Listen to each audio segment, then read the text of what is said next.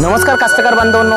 तर शेतकरी बांधवांनो, आपलं जे आता तूर पीक आहे हे साधारण 35 ते 40 दिवसाचं झालेलं आहे आणि आपण इथे बघू शकता, हे इथे माझ्या हाती एक तुरीचं झाड आहे आणि याला इथे काळा चट्टा पडत आहे आणि याच्यात जो आपला फ्युजेरियम विल्ट म्हणजे जो मर रोग आहे हा जास्त प्रमाणात येत आहे। तर आपल्याला काय करायचं आहे, हा फ्युजेरियम रोग आपल्या तूर पिकात न येण्यासाठी आपल्याला 4-5 गोष्टीची आपल्याला जी ध्यान आहे ते आपल्याला ठेवावं लागते। त्याच्यात सर्वप्रथम आपल्याला ध्यान ठेवायचं आहे ती म्हणजे आपल्याला जी रेजिस्टंट व्हेरायटी म्हणजे जी रोगप्रतिकारक व्हेरायटी आहे फ्युजेरियम विल्ट मर रोगाला, तिचीच आपल्याला लागवड करायची।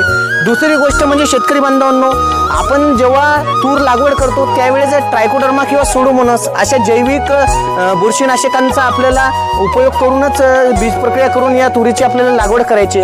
त्यानंतर तिसरी गोष्ट म्हणजे शेतकरी बांधवांनो, जेव्हा आपण तूर पीक आपण लागवड करतो तेव्हा आपलं जे शेत असते शेतात कुठल्याच प्रकारचं जे पाणी आहे ते आपल्याला साचू द्यायचं नाही।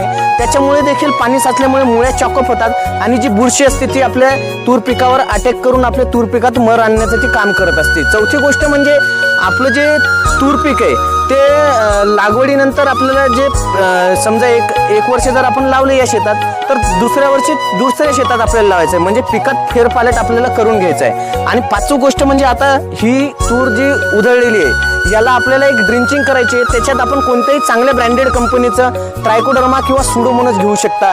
तर कंपनीचे नावं सांगायचे झाले तर निर्मल कंपनीकडे देखील आहे, त्यानंतर IPL बायोलॉजिकल, मायक्रोबॅक्स, आपलं बूस्टर आणि जे आपलं विद्यापीठाचं जसं की परभणी विद्यापीठाचं बायोमिक्स भेटते आणि ट्रायकोडर्मा भेटते, याची देखील आपण आळवणी करू शकता। तर शेतकरी बांधवांनो, ही आळवणी करत असताना आपल्याला प्रति 1 एकरासाठी 1 किलो ट्रायकोडर्मा आणि सुडोमोनास जर घेत असाल तर तो देखील प्रति 1 एकरासाठी 1 किलो या प्रमाणात घेऊन आपल्याला पंपाचा नोझल काढून आपल्याला ही ड्रिंचिंग करायची आहे। आणि याच्याबरोबर आपण जर फॉस्फरसच्या बॅक्टेरिया वापरल्या तर ही जी तूर आहे हिला जास्त प्रमाणात फुटे फुटण्यास आणि जास्त प्रमाणात पांढऱ्या मुळ्या निघण्यास मदत होऊ शकते। तर शेतकरी बांधवांना हा व्हिडिओ जास्तीत जास्त कास्तकारांपर्यंत पोहोचवा, जेणेकरून त्यांचं जे तूर पीक आहे ते उधळण्यापासून ते वाचवू शकतील। धन्यवाद।